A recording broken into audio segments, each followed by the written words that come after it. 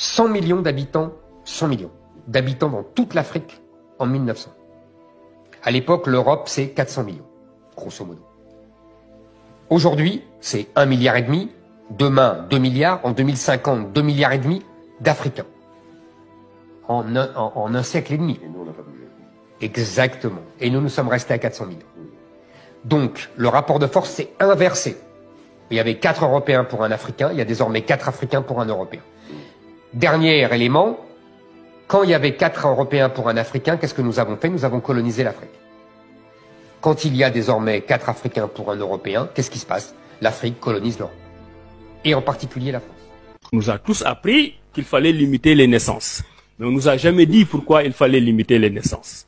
Et vous voyez que ce débat revient de plus en plus. Moi, je vous dis, du haut de toutes les grandes études que j'ai faites, et après avoir vécu 22 ans en Europe, en Suisse notamment, que l'Afrique est un continent sous-peuplé. Et je considère que l'Afrique doit continuer à peupler sa terre. Parce que c'est ça qui fera la force de l'Afrique. Quand un soi-disant intellectuel le dit, ça peut paraître suspect.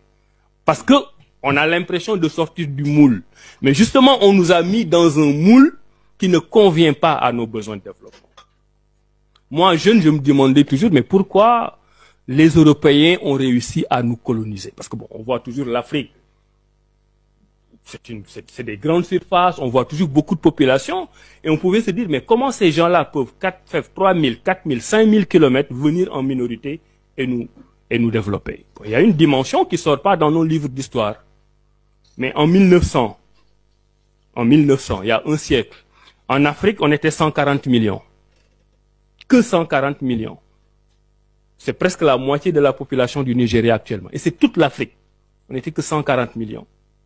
Et en 1900, la toute petite Europe était à 420 millions d'habitants.